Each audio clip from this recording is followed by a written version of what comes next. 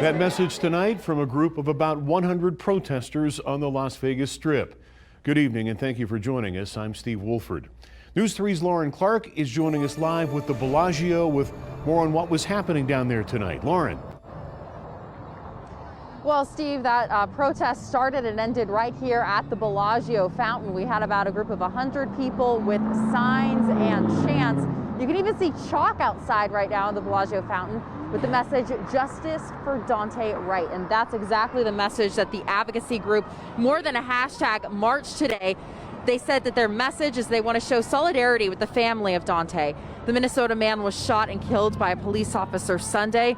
Police have described the shooting as an accidental discharge, saying the officer was trying to tase Wright, but instead it shot him with her gun. That officer now facing manslaughter charges. Protesters here today say they aren't just standing with Daunte's family, but others who have died at the hands of police. It's important to fight and shed light and let people know that we're watching. You know, Vegas is watching. It happens here in Vegas too. Jorge Gomez was just killed June 1st, 2020. It's happened to other people as well here in Las Vegas. So it's not just a Minneapolis thing or Chicago thing. This happens in Vegas, you know, and unfortunately what happens in Vegas stays in Vegas.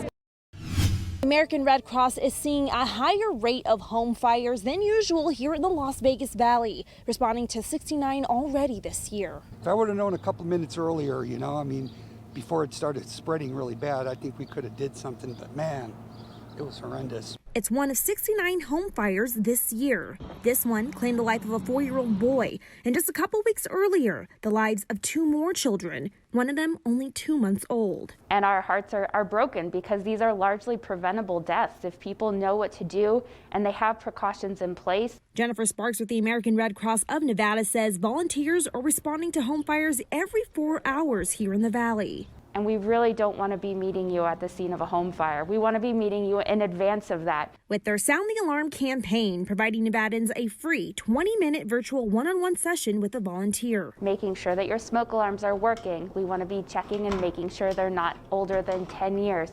You want to make sure your children know what a smoke alarm sounds like and what to do when they hear it. Volunteers will help develop the quickest way to get out of a burning home with a 2-minute evacuation plan and drill, including your pets. We'll help you identify those rendezvous points or evacuation points.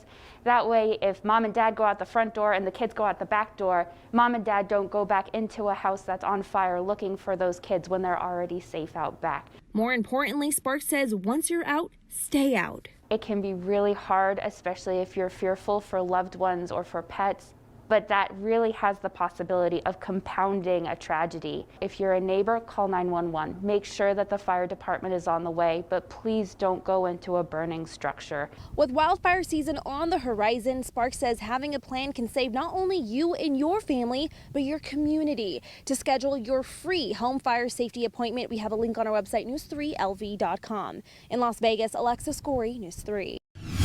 The LGBTQ Center of Southern Nevada hosted its first ever pop-up flea market today. The center opened up today's market to allies in the community. For a donation to the center, they could rent space to sell homemade goods or items they no longer needed.